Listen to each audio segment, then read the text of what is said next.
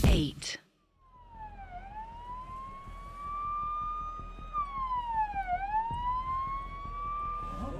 अरे क्या हुआ ये?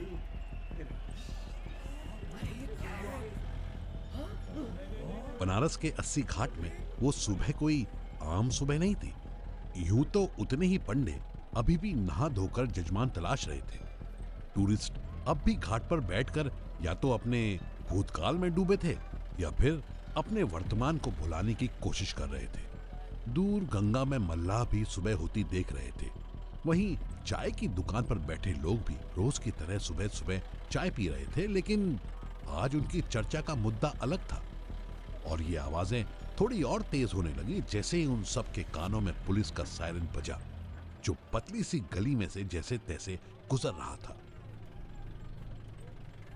अब यहाँ यो सायरन बजाने की क्या जरूरत थी राम प्रसाद जी? सर, बनारस के शान बहुत ही ढीठ हैं, नॉर्मल हॉर्न से उठते ही नहीं है। अभी जब सायरन बजाए हैं तो देखिए गान उठा के भाग रहा है, तभी तो क्राइम सीन तक पहुंच पाएंगे ना सर। लेकिन अगर आपके सायरन से जुर्म करने वाला ही चौकन्ना होके भाग गया तो? सर काहे की गुपचुप, 80 मोहल्ले में बात बच्चे के पेशाब से भी तेज फैलती है। अब तक तो इस पेशाब से पूरा मोहल्ला महक रहा होगा, एकदम यूरिनल की तरह। बस बस, और रोक लियो रोक लियो। आइए सर, यही है। जीप एक पुराने से घर के आगे आकर रुकी। लकड़ी का गेट था, छोटा सा, पुराना मगर मजबूत। लेकिन जैसे ही वो गेट खुला और तीनों पुलिस वाले अंदर दाखिल हुए तो मालूम हुआ कि घर बड़ा था और काफी पुराना भी। अंदर एक बुढ़ा पंडित और उसकी जवान बहू खड़ी थी। सर ये टन्नी गुरु हैं, पंडे हैं 80 के, कर्मकांड वगैरह करवाते हैं। इन्होंने अपने घर के ऊपर का कमरा दिया हुआ था उस फिरंगन को। नमस्ते बाबूजी, ये बताइए आप ऐसे ही किसी को भी रख लेते हैं क्या? अरे इतने भोसड़ी वाले थोड़ी हैं, पैसा दे रही थी तो रख रहे थे।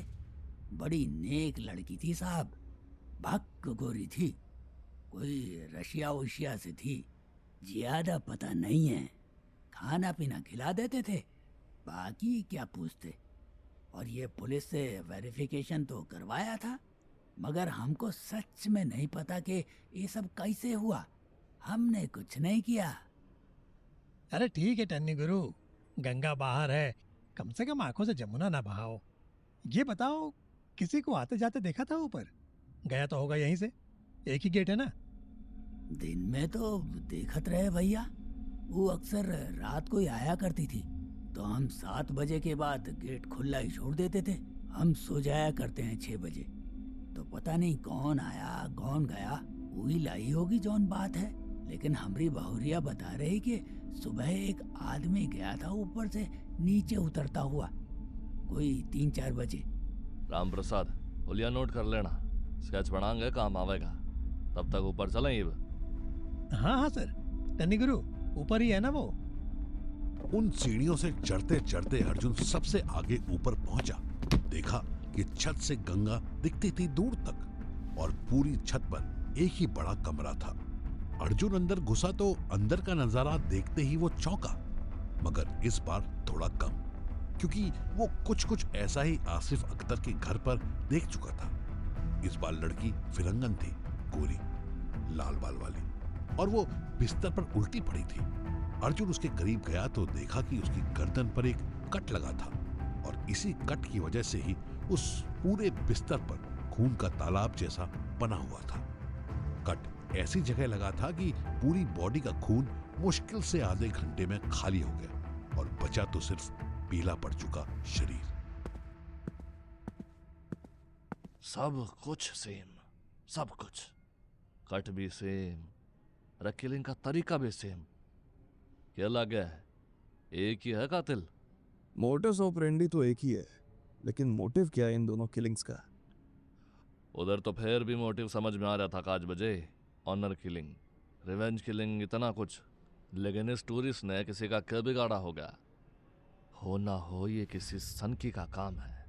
और हो ना हो, सनकी को या तो कपड़ों से सख्त नफरत है या नंगी लड़कियों से बहुत प्यार।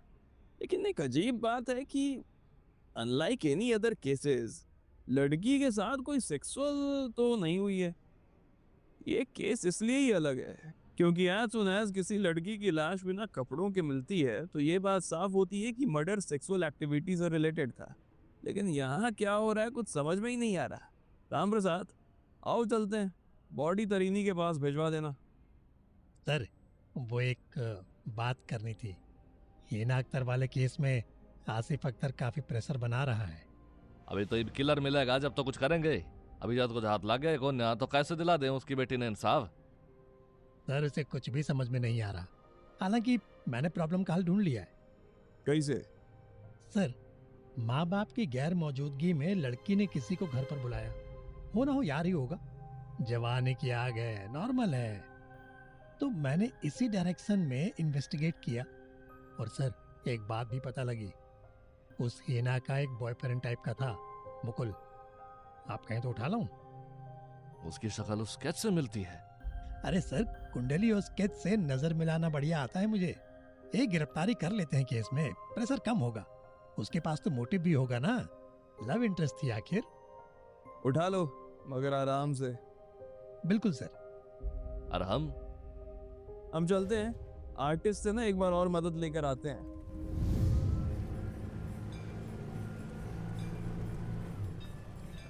धूप ढल चुकी थी और गंगा के किनारे आरती घंटियां गूंज रही थी। दूर तक पानी में मोटर बोट्स की आवाज थी और छोटी छोटी लहरें घाट की सीढ़ियों से टकराकर वापस लौट रही थी। अस्सी घाट पर भीड़ अपने आप में खोई हुई थी। कोई आरती में डूबा, कोई सेल्फी में और कोई बस गंगा को निहारता हुआ। इन सब के बीच अद्वैत बैठा था एक पुराने पीपल के पेड़ के नीचे, अपने कैनवस पर रंग भरते हुए। अद्वैत के हाथ में ब्रश था और उसके सामने एक नागा साधु की तस्वीर उभर रही थी। एक लंबा दुबला साधु, नंगा, सिर्फ भस्म से ढका हुआ, आंखें बंद और हाथ में त्रिशूल। अद्वैत के चेहरे पर एक अजीब सी शांति थी, लेकिन उसकी आंखों में कुछ जलता हुआ भी दिख रहा था। उसके कपड़े सस्ते थे, एक धूल भरी कुर्ता और एक जीन्स, मगर उसके हाथों में ब्रश जैसे कोई जादूगर का डंडा हो। पास में एक छोटी सी पेटी थी जिसमें रंग और कुछ पुराने स्केचेस रखे थे। क्या बात है आर्टिस्ट साहब, आप तो एक जगह टिकते ही नहीं हो, कभी वहाँ कभी यहाँ, क्या बात है? अरे आप दोनों, क्या हुआ? फिर कैसे ढूंढ रहे थे मुझे? पिछला स्केच अच्छा नहीं बनाया था क्या? ना, एक और बनवाना है, इस दफा दूसरा। क्यों, फिर कुछ हुआ क्या? हाँ, ऐसा ही कुछ समझ लो।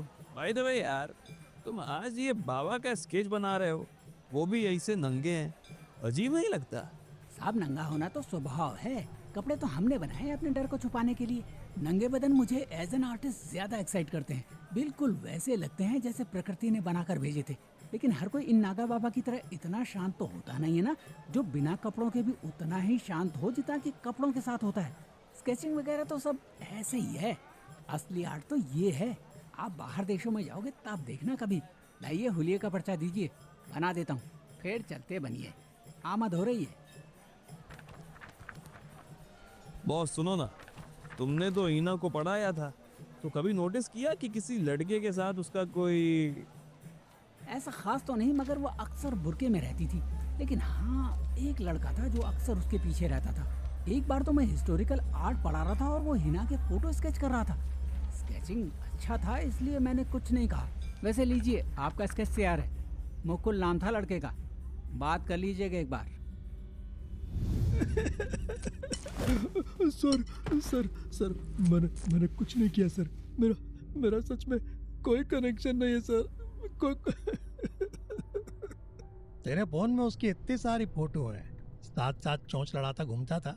ऐसे कैसे कोनो हाथ नहीं रे भोसड़ी के? साले लड़की के मोहब्बत का ढोंग करते हो फिर नंगा करके मार दिस। रुको मादरचोद, 4 डंडे गांड में जाएंगे ना तो मुंह से हक दोगे सच। रुक जाइए राम प्रसाद जी, जरा देख ले हम भी मुकड़ा। हाँ भाई, कैसे जानता था हीना अख्तर को? हाँ बचा लो सर, सच कह रहा हूँ, मैंने कुछ नहीं किया। मैं तो पिछले एक हफ्ते से अपने होम टाउन बलिया में था, आज सुबह ही आया हूँ। आप चाहे तो मेरे घर पे पूछ लो सर, झूठ नहीं बोल रहा। मैं बहुत प्यार करता था हिना से, लेकिन कभी कभी जाहिर ही नहीं कर पाया। मैं क्या मारूंगा सर, सच में कुछ गलत नहीं था हमारे बीच। अबे चल चल झूठ मत बोल भाई, तेरे पुराने टीचर वो अद्वैत ने भी बताया कि तू पागल था उसके पीछे और क्लास में। आप उस हरामखोर को जानते हैं? वही मादरचोद तो था जिसकी वजह से हिना मुझको देखती तक नहीं थी, पागल थी उसके पीछे। हक साले, कुछ भी बोलोगे हैं? गांड में डंडा डाल देंगे, डंडा याद है ना? उतना बड़ा है अद्वैत, इतनी सी उम्र की लड़की थी वो।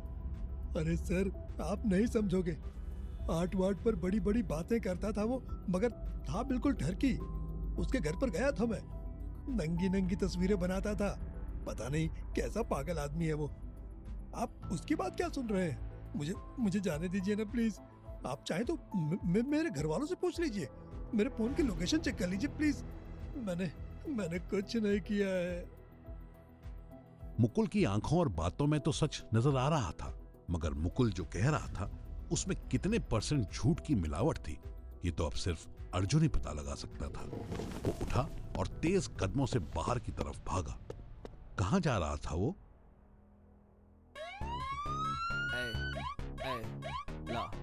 He's the monster, killing all the gangsters. Check out the razor off your range, he's the master. He's the monster, killing all the चलता नहीं गुंडागर्दी, मार ले कल्टी नहीं तो